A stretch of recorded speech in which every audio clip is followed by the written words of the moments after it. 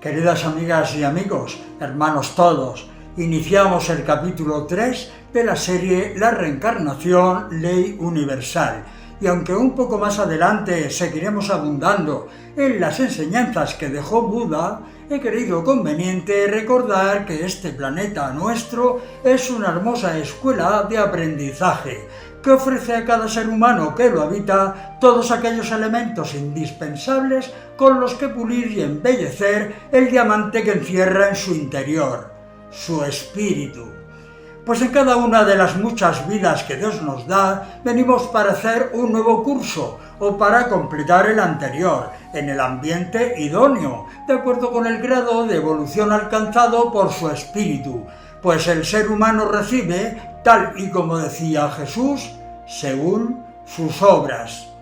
Por lo tanto, cuando en una vida no realizamos el trabajo al que nos comprometimos libremente en el astral antes de la nueva encarnación o queda incompleto, hemos de repetir la experiencia igual que hace cualquier estudiante que no aprobara su asignatura, presentándose a examen en nuevas ocasiones hasta lograr superarlo. En las enseñanzas de Buda queda reflejada claramente la escasa intervención divina sobre el destino humano, ya que de esa manera el individuo se sobreesfuerza siendo capaz de superar su destino en la tierra, por más duro y adverso que éste se manifieste, ya que en él anida el convencimiento de que en su propia voluntad y en su capacidad para asumirlo está la clave de la superación en vidas sucesivas.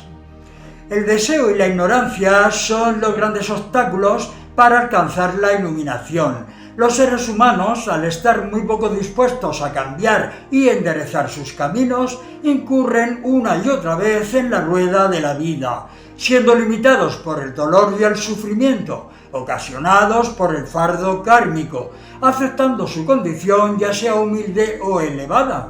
pues saben que en una vida no se puede producir grandes cambios, por ser el tiempo demasiado corto, pero sí deben superarlo para que en la vida siguiente puedan desechar el karma vencido en esta presente.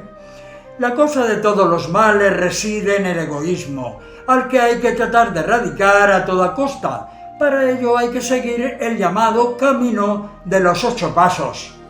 Cultivar el juicio correcto, la intención, el lenguaje, la conducta, el medio de vida, la voluntad, el autoexamen y la concentración, a la cual se llega a través de distintas técnicas, entre ellas el yoga. Por lo tanto, quien observa en su vida dichos pasos ha de verse libre por siempre del fardo kármico. El convencimiento de que si no se obra en consecuencia de una a otra vida, la sobrecarga del karma por el comportamiento negativo les hará encarnar en cuerpos de animales. Esta es una idea muy extendida, al carecer del rigor férreo y dogmático del hinduismo. Pronto aparecieron las primeras comunidades budistas de monjes y monjas para las que el propio Buda dictó las reglas a seguir.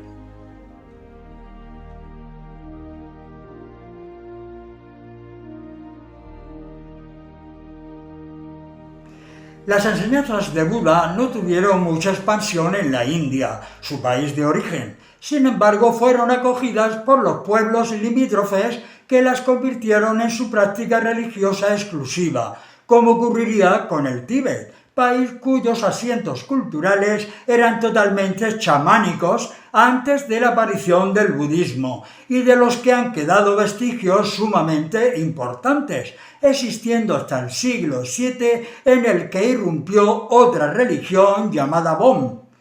que enseñaba la creencia en la inmortalidad del individuo y la existencia de una vida feliz tras la muerte. Pese a ello, allí donde fue el budismo encontró un mayor arraigo, sin afectarle la coexistencia con las otras doctrinas de la región.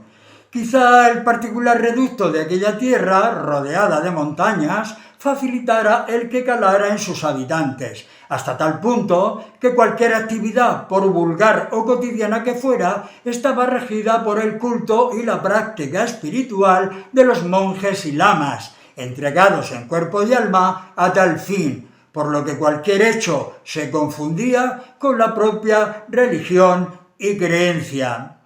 ¿Podríamos hablar de un budismo específicamente tibetano? Sí, pues sin duda es distinto al practicado en Sri Lanka, China o Japón. De ahí que se emplee a veces, en vez de budismo, la palabra de lamaísmo para los tibetanos. El momento clave de la vida para el que se preparan es el instante mismo de la muerte, ya que piensan que es la última oportunidad para realizarse espiritualmente y despertar. Dicho de otra manera, el verdadero objeto de la vida es alcanzar una buena muerte, para lo cual se apoyan en las enseñanzas del bardo Todol, texto procedente de la India y que fue, según cuenta la tradición, escrito por el sabio Padma Sambhava, alrededor del siglo VII de nuestra era.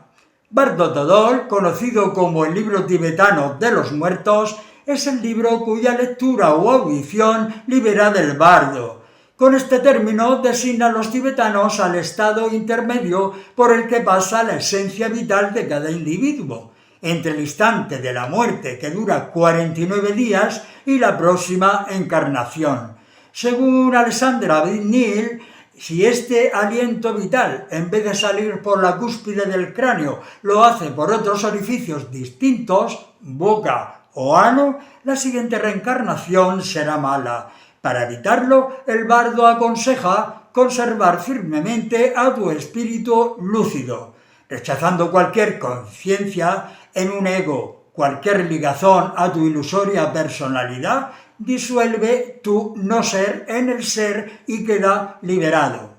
Del libro tibetano de los muertos se hicieron varias versiones, que cada secta creada en el Tíbet adaptó a sus ritos, pero siempre sobre la base del budismo, siendo imprescindible su lectura a la hora de la muerte, ya que hay que indicarle al moribundo cuánto es menester, para lo que le espera inmediatamente tras la muerte física.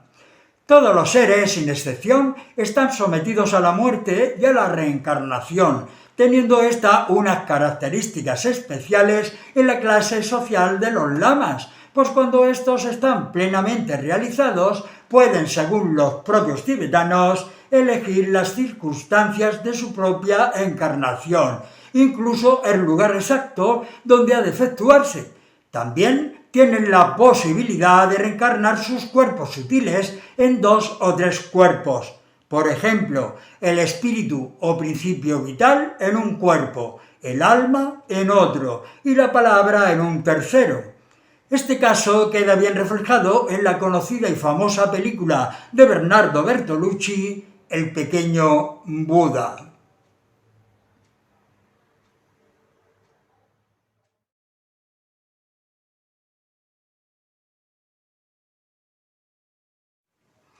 En el caso de que la muerte les sorprenda sin acabar la misión encomendada en la presente vida, habrán de completarla en la inmediata. De ahí la importante labor de ciertos monjes, karmapas, en buscar y descubrir a la presunta criatura en la que el lama ha encarnado, para devolverla a su monasterio, educarla y hacer que recupere la personalidad que perdió con la muerte. Estos casos concretos, a los cuales se le llama tulkus, budas vivientes, al contrario de como expuse anteriormente, encarnan en su totalidad en un solo cuerpo, del que se valdrán para acabar la misión cifrada como meta. El budismo tibetano, cada día más conocido y popular, ha traspasado las fronteras occidentales, encontrando muchos adeptos a través de los múltiples viajes de su santidad el 14º Dalai Lama Tizin Gyatso, jefe de Estado temporal y líder espiritual del pueblo tibetano, Premio Nobel de la Paz. Entre tales adeptos se encuentran actores famosos como Richard Gere, que ha abrazado su doctrina haciéndose promotor de las visitas del líder budista a Estados Unidos. También por libros como 7 años en el Tíbet, donde su autor Henry Harrer, miembro de las SS durante la Segunda Guerra Mundial, cuenta su estancia durante ese periodo de tiempo en el llamado Techo del Mundo, así como la amistad y relación con el Dalai Lama actual durante su juventud. La historia fue llevada al cine en 1997 por el director Jean-Jacques Annaud con notable éxito. Sin olvidar el caso del niño español nacido en Granada, cuya infancia transcurrió en Bouillon, en las Alpujarras granadinas, y que en su día hizo correr verdaderos ríos de tinta, al ser descubierto como la reencarnación del alto lama llamado Thubten Yese, quien antes de dejar su existencia en Los Ángeles, Estados Unidos, en 1984 declaró que se volvería a encarnar en un lugar al sur de España. Osei Ita Torres, Luz Clara, en tibetano, reconocido por el Dalai Lama como tal, fue instaurado como abad del templo que erigiera en su anterior encarnación, viviendo desde los 6 años en el monasterio de Sera, en el sur de la India. Retomando la ruta de nuestra historia, veréis que la reencarnación estaba sentada desde los albores de las civilizaciones más antiguas en la esencia de sus creencias, como algo de lo más normal y cotidiano, aunque cada una de ellas dejó marcada en esa tendencia su sello personal, permaneciendo fija la idea de que tras la muerte física la parte espiritual seguía existiendo para animar otros cuerpos en nuevas vidas humanas. Tanto el pueblo caldeo como el persa existieron unos personajes muy importantes que ellos consideraban como maestros y que recibían el nombre de magos por su gran experiencia y sabiduría sobre el mundo oculto. Entre los muchos conocimientos que transmitían a sus fervientes seguidores se encontraba la firme creencia en la ley de los renacimientos, considerada como una verdad fundamental en la que sostenían que el alma era un ser espiritual bastante complejo y que pasaba por toda una serie de experiencias terrestres, así como en otros mundos, hasta alcanzar tal grado de pureza que quedaba relegada la necesidad de nuevas reencarnaciones.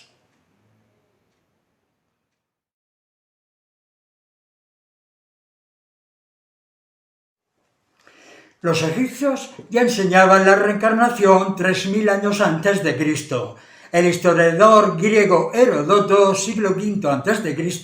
afirmaba que los egipcios fueron los primeros reencarnacionistas, ya que numerosos textos antiguos han demostrado que entre ellos esta creencia resultaba sumamente corriente y familiar, como lo expone el siguiente párrafo interpretado por Marius Fontaine. Antes de nacer, el niño ha vivido ya, y la muerte no termina en la nada. La vida es un devenir que transcurre semejante a un día de sol que recomenzará.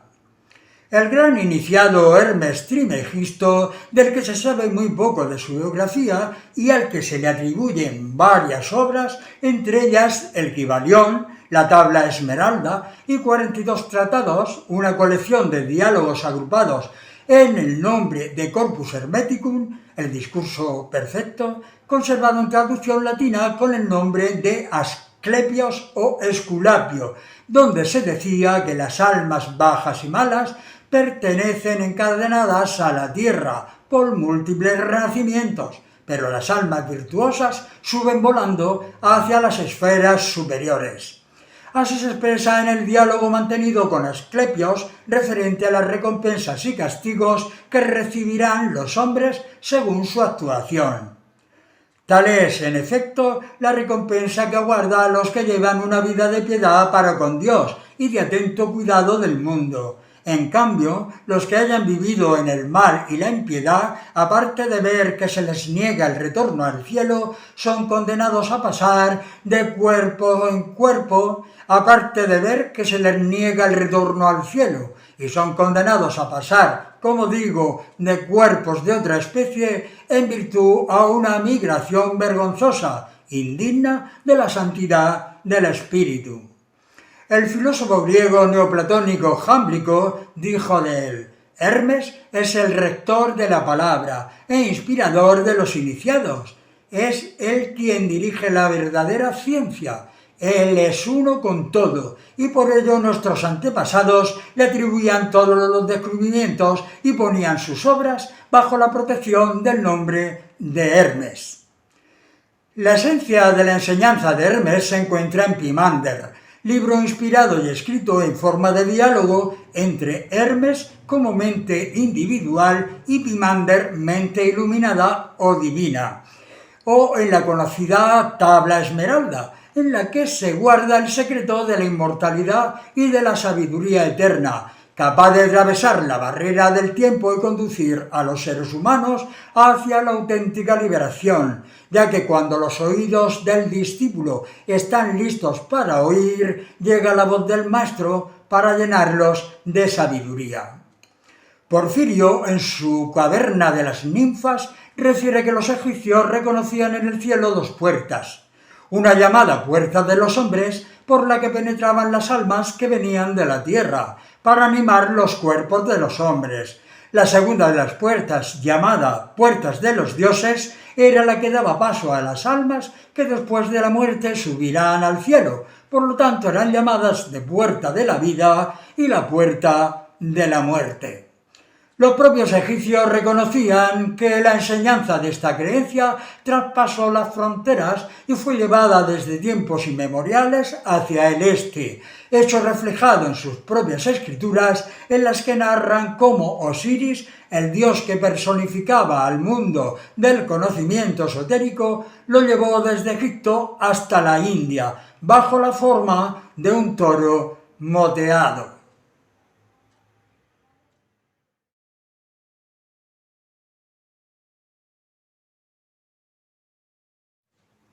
La idea sobre la reencarnación sostenida tan popularmente en todo el país egipcio llegó hasta Grecia, sobre el siglo XV a.C., antes de que los propios griegos se asentaran definitivamente en la que sería su tierra nativa. Existían los llamados misterios eleusinos, ritos de iniciación anuales dedicados al culto de las diosas agrícolas Deméter y su hija Perséfone, llamados así por su procedencia de Eleulisis, ciudad helática situada a unos 18 kilómetros de Atenas y cuyo tema central era la reencarnación.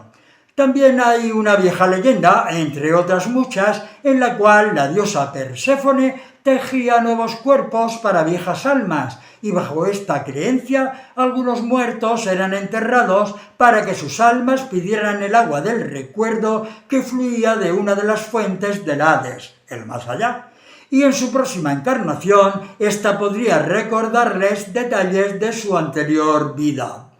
Esta creencia fue difundida por Pitágoras, quien afirmaba que esta ley no solo observaba, sino que tenía en cuenta todas las desigualdades existentes en la vida terrestre del hombre, expresando que una vida en carne no es más que una anilla en la larga cadena de la evolución del alma. Fue tema común entre sus discípulos en la escuela iniciática que creó en Creotona, en la isla de Sicilia, confiando a los más adelantados la difusión de la misma, a los que refería en más de una ocasión ciertos pasajes de alguna de sus 4 últimas vidas que recordaba. De las vidas anteriores de Pitágoras nos habla el historiador, astrónomo y filósofo griego Heráclides Póntico, explicando que antes de reencarnar como tal, este fue Etalda, hijo de Hermes, quien le ofreció, menos el ser inmortal, el destino que prefiriera o el que más le gustase, pidiéndole tan solo el de poder mantener viva la memoria de todas las vidas que habría de vivir. De ahí que Pitágoras las recordase. Después de ser Etálida fue Euforbo, herido de muerte durante la guerra de Troya por el rey Menelao, volviendo a la figura de Hermótimo, y más tarde en Pirro, un humilde pescador de la isla de Delos. Aparte de estas 4 vidas por las que pasó Pitágoras, el tratadista Aulogelio añadió 2 más, las de Pirandro y Alco. Esta última fue una conocida prostituta de la época. Entre sus más reputados discípulos se encuentra el filósofo Empedocles de Agrigento, del que se conocen algunos fragmentos de 2 de sus poemas, de la naturaleza y el de las purificaciones. Sobre todo en el primero expresa abiertamente su creencia en la reencarnación, cuando Porfirio le cita y así lo expresa claramente. Le reviste con túnica de carne que le es extraña, cambiando el vestido de las almas. Yo he sido antes un muchacho y una muchacha, un azur, un arbusto, un pájaro y un mudo pez de mar. Si en la primera cita deja claro el tema de la reencarnación, en la segunda expresa, además, el de la transmigración de las almas en cuerpos pertenecientes a reinos inferiores de la naturaleza, hasta poder llegar al humano.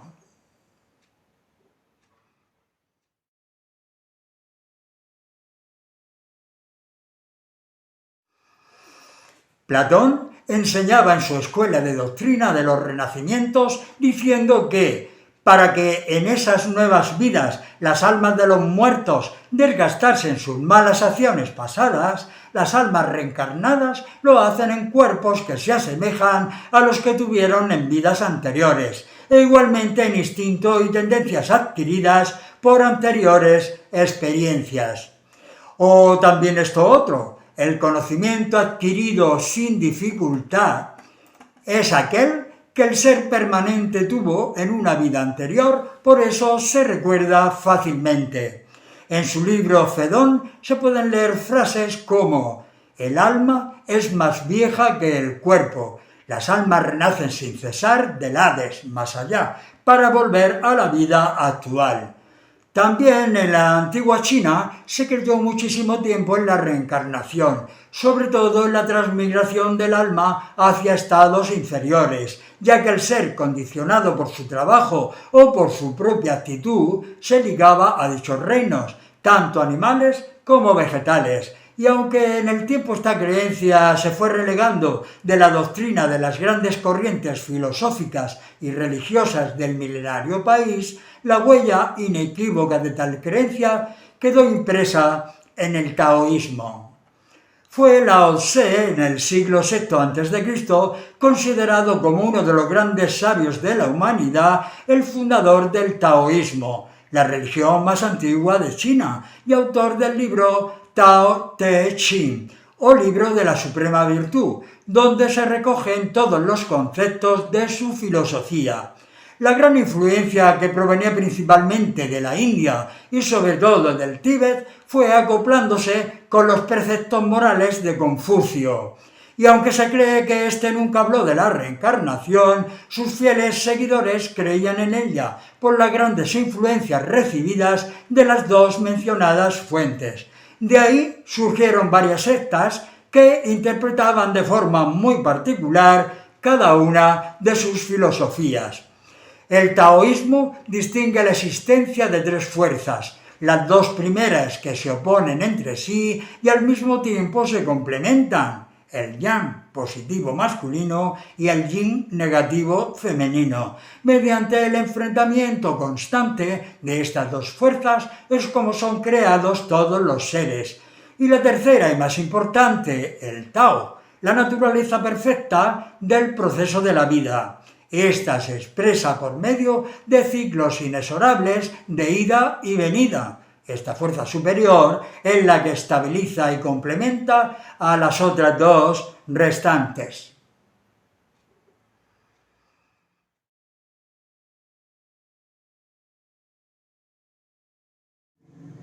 Queridos todos, llegamos al final del capítulo 3 de la serie La reencarnación, ley universal. Y pensemos que todos los seres humanos, absolutamente todos, tienen su oportunidad pues si hay algo que de verdad los iguala, además del nacimiento y la muerte, es el estar regidos por unas leyes extraordinarias, bajo las cuales Dios dispuso el progreso evolutivo de toda su creación. Por lo tanto, no debe de importar la condición física de cada ser, aunque ésta merme sus facultades para esforzarse al máximo en crecer espiritualmente, ya que hemos de pensar que somos en la actualidad el resultado de lo que fuimos ayer, y mañana seremos lo bueno o lo malo que logremos conseguir en el día a día de esta presente vida. Por eso somos siempre el fruto de nuestras propias siembras, hechas bajo el responsable e intransferible libre albedrío. Sobre esto se hace necesaria una profunda reflexión, sin olvidar que cada momento de esta presente vida puede ser esencial para abrir una nueva puerta en la mente y en el corazón a ese conocimiento espiritual tan necesario para el progreso evolutivo de cada ser humano. Recordemos siempre las palabras de Jesús: pedid y se os dará, llamad y se os abrirá. La frase con la que cerramos el capítulo 3 de la serie La reencarnación, ley universal, es del estadounidense Henry Ford y dice así: el descubrimiento de la reencarnación me trajo la paz. Me gustaría comunicar a los demás la tranquilidad que da el poder ver lo larga que es la vida. Hasta la próxima semana y con sumo amor y cariño os deseo a todas y a todos paz, amor y progreso.